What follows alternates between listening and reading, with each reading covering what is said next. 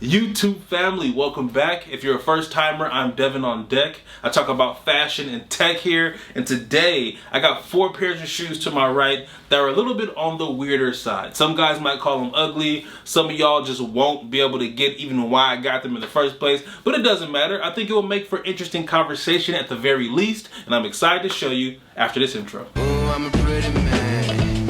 Ooh, that's that ugly style.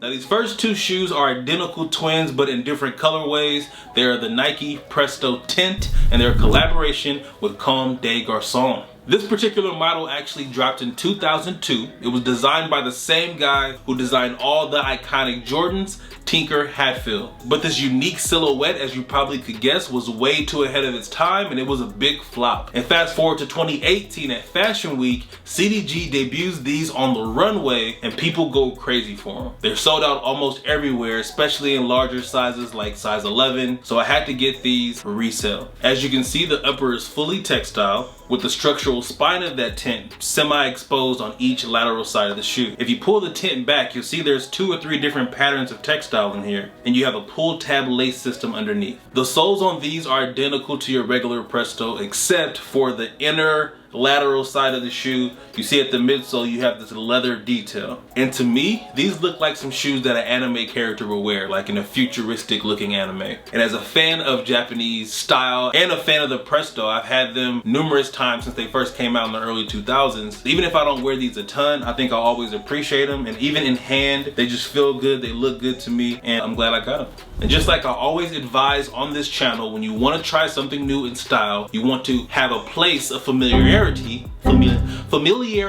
somewhere familiar, okay? Something you're used to that you can try, but that's also different, that pushes you out of your comfort zone, and these are the definition of that. Next up, we have the Nike Air Zoom Division. And the first thing I noticed about these shoes that really drew me in are the translucent panels on each lateral side. If you look at the shoe from the side, you can see all the way through it. I just love the idea of being able to customize your shoe depending on what sock you wear, and from a style standpoint, it just gives a shoe more versatility. But the thing that made these awkward for me, and why I think they're super weird and I'm still not sure exactly what I'm gonna wear with them, is this sole. This big clunky heel on the back is definitely not something I normally would do. It elongates the shoe, and I already wear a size 11. And speaking of long, I actually ordered the wrong size in these, and I got the women's 11, which is a men's 9.5. But if you look at these compared to an actual 11, they are the same length, my guy. Do you see that? If I'm holding them up right here for you, you can see exactly what I'm talking about. So when I actually get my real size, these are gonna look like boats on me. Now I can't really speak to the comfort of these, obviously, because I can't fit them, so you're not gonna have any on-foot footage with these, but I'm very curious how this Zoom Air feels on the ball of the foot. If you look at the midsole on the outside of the shoe, you can kind of see this little air bubble or zoom technology, I guess, that makes the shoe really cushy, and as I push it with my finger, I can feel it. I can feel that it's definitely malleable, it definitely has some bounce to it, but I won't know until I actually get these in my real size. The colorway's on point. It'd be really easy to wear this with neutral colors, probably some joggers or like a tracksuit or something very sporty. And I really appreciate how they created the upper. Starting at the heel, you have all this pebble leather, which has beautiful texture in my opinion, with this black piping around the collar of the shoe as well as the tongue. And as you move to the lateral side of the shoe, you're working with this smooth leather, or maybe a smooth TPU. It's probably not real leather here on the side, but the texture changes drastically. When you come around to the toe, then you have this fused black material that makes it look super sleek in the front. So it's definitely a lot of attention to detail with material and construction and how this shoe is put together.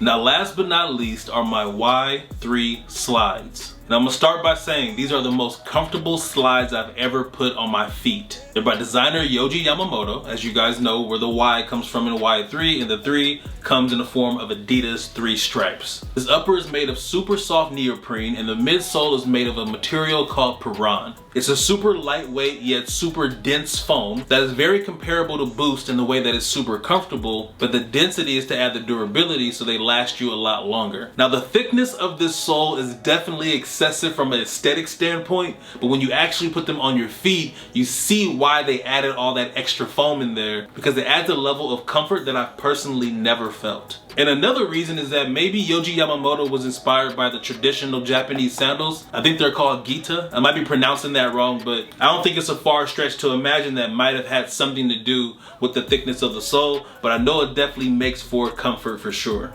Now, before I get out of here, I would love to hear from you. Would you actually wear any of the shoes you just saw in this video? If you had to give them like a 1 to 10, what would it be? I'm looking forward to chatting with y'all in the comments, and that's all I got for this video. Thank you so much for your time, and I will see you on the next one.